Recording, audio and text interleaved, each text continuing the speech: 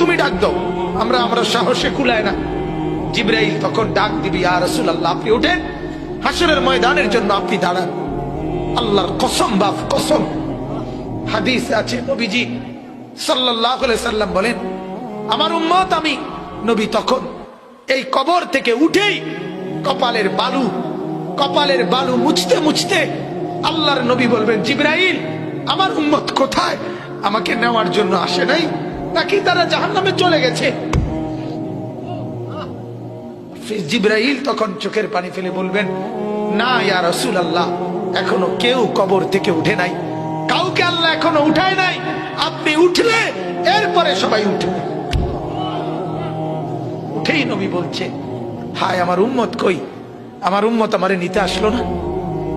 ওই যে এয়ারপোর্টে আমরা মাদ্রাসায় দেখি, এই ভুক্তভোগী আমরা মাদ্রাসার ছোট ছোট ছেলে পড়ে যে আমার মাদ্রাসায়, প্রায় মায়েরা বাচ্চাদের মা ছুটি নিতে আসে, তার বাবা বিদেশ থেকে আইব, এয়ারপোর্টে নিতে কইছে। ছেলেটারে কি করতে কইছে? এটা যখন বলে মহিলারা কাইন্দা দেয় যে ওটার আবদার বাচ্চার বাপের, যেমন ছুটি লইয়া, অত সেটা তো একটা আবেগ ছাড়া আর কিছু না, কারণ বাড়িতে আসলেই তো দেখবে, কিন্তু এটাও তো একটা আবেগ। বাবা যখন এয়ারপোর্টে নামে তো নিজের সন্তানটাকে কি করতে চায়? দেখতে চায়। তো নিশ্চয়ই বিবিকে তো বলবে, আয় আয় আমার ছেলেটাকে আনলা না, ওই আসে নাই। তো নবীও এমন বলবে, জিবরাইল আমার উম্মত আসে নাই, আমার নিতে আসে নাই, ওরা কোথায়? তো জিবরাইল বলবে, ইয়া রাসূলুল্লাহ উঠে নাই ওরা এখনো, আপনি উঠলে এরপরে আল্লাহ সবাইকে উঠাবে। অতএব বাজান, আমি অনুরোধ করছি,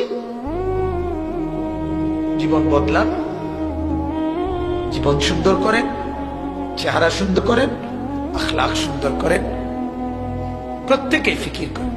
কষ্ট করে যারা বাবা বলছেন, জওয়ান ভাইয়া তোমাদেরকে আবারও বলি, বাজান তোমার জীবন তুমি সুন্দর করো। বন্ধু চেনো, বন্ধু চেনো, বন্ধু তোমার রাসূল, বন্ধু তোমার রাসূল, বন্ধু চেনো। সাহাবায়ে কেরাম বন্ধু, উলামায়ে কেরাম বন্ধু, আউলিয়ায়ে কেরাম বন্ধু। বন্ধু চেনো বাপ, দুশ্মনকে বন্ধু ভেবো না, বন্ধুকে ফেলে দিও না, ফেলে দিও না।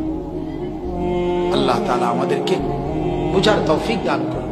কোরআনুল কারীমের এই আয়াতে আল্লাহ তাআলা সূরা দুখানের এই আয়াতের মধ্যে আল্লাহ তাআলা বলছেন একটা কথা।